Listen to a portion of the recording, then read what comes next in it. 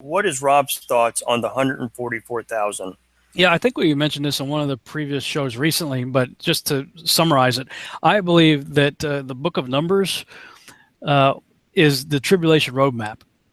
I mean, I think that the tribulation is an amped up repeat of Exodus, but the roadmap of the tribulation, the way it's going to play out, is given for us in the book of Numbers. And in the book of Numbers, as they're getting ready to go into the land, which is right before what we've been reading here, they took another census, and they needed to get young men of fighting age, so like in their 20s, pretty much.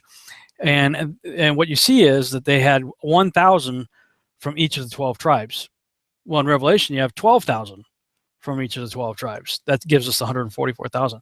So if we take that as the model, then I believe that they are essentially the sentry guards, the perimeter guards for the church in the wilderness. It's a much bigger church than it was in the time of Moses. I mean, now we are like the stars of heaven and the sands of the sea.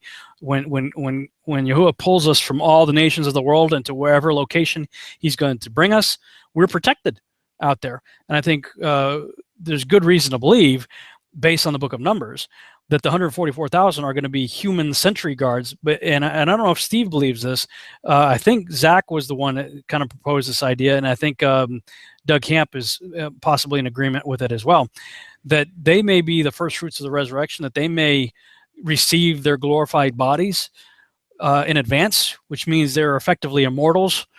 So no one's going to touch them. Nobody's going to get through them, and they'll have significant power over anybody that might want to hurt us within that perimeter.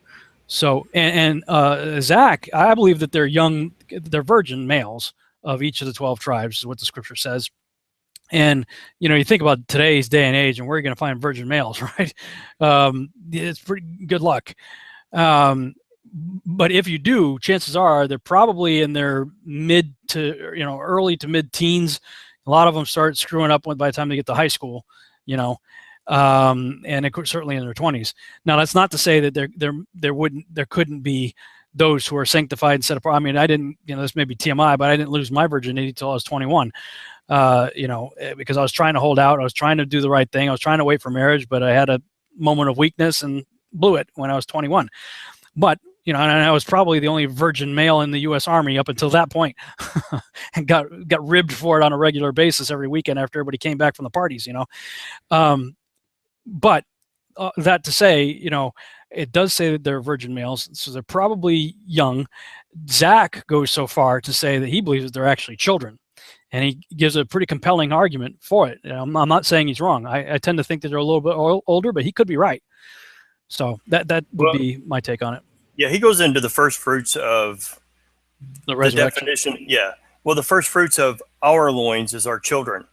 And he takes it all the way back into the Torah, and he lays a pretty good case out. We've talked about this 4 times this week. You started the conversation last week. Mm-hmm. And then Steve Matrias spoke about it. And then last night we had a show on it. And then tonight. So, people are really looking at the 144,000. And I watched Zach's presentation. I think it's an hour and 1 minute long. And it was compelling. However, I've also heard that the 144,000 per, our guest, one of our guests, is not literal. That everybody is going to be a part of it. It's just a spiritual number. That, it's not really literal, that we're going to be sealed into that 144,000. I don't know how that works. Yeah, I don't agree with that. I mean, if you just read the description, it tells. I mean, it's giving you a detailed description. Virgin males that have not known a woman of the 12 tribes. I'm just gonna say this has become a pet peeve of mine. Is people who take the scriptures and allegorize everything and turn everything into an allegory, a metaphor, or poetic. I'm like, if you're going to do that, what's the sense of even reading it? Because you can effectively make up anything you want for anything